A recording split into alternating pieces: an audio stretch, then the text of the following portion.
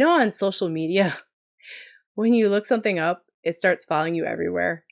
You search one video about something, and suddenly your entire feed becomes that thing.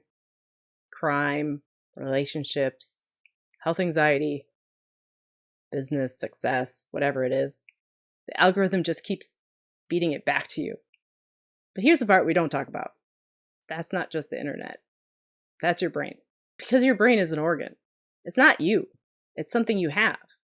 And its job is pattern recognition.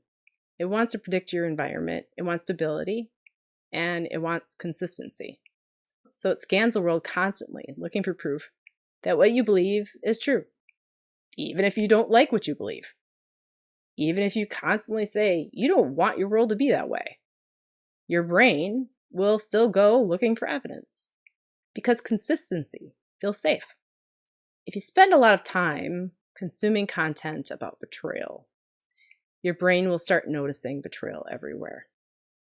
If you focus on stories about crime, you'll start scanning your environment for danger. If you immerse yourself in abandonment narratives, you'll become hyper aware of any hint of rejection. It's not punishment. It's not manifestation magic. It's your nervous system doing what it's designed to do. It highlights what you emotionally invest in. Emotion tells your brain, this matters. And the brain responds, okay, I'll show you more of that. Now, I know some of you are thinking, I don't want that to be my reality. And I get it. We cannot control what is happening outside of us. We can't control other people's behavior. We can't control world events. We can't control randomness or loss or unfairness. But we can control how we handle it inside of us. And that internal handling is what shapes our lived experience. Your brain will automatically react to events. But you get to decide how long you stay in that reaction, how much emotional fuel you give it, what meaning you attach to it. That's the part that's yours. When something difficult happens, you can acknowledge it without building an identity around it. You can say, that happened, and move on.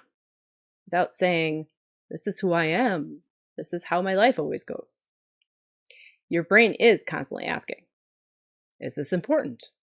Should I scan for more of this? And your emotional response is what answers that question. You don't change reality by pretending something doesn't exist. You change your experience of reality by shifting what you train your mind to spotlight. So if you're watching videos about scams and criminals, instead of focusing on the criminals and how manipulative they are, look up the investigators exposing them. Look up the systems improving security. Look up justice being served. You're not denying crime exists. You're training your brain to notice accountability. You see stories about mothers abandoning their children. Also look up stories about adoption, stories about foster parents stepping in, stories about people rebuilding their lives. Reality contains all of it. What you repeatedly search for is what your mind begins filtering toward. And this part is important. It's not just what you watch. It's how much emotion you attach to it. The stronger the emotional charge, the more your brain flags it as important. So if something negative pops up in your day, notice it. Don't suppress it. But don't pour fuel on it either. Instead of saying, see, that always happens to me, try, interesting. Well, that showed up. That happened.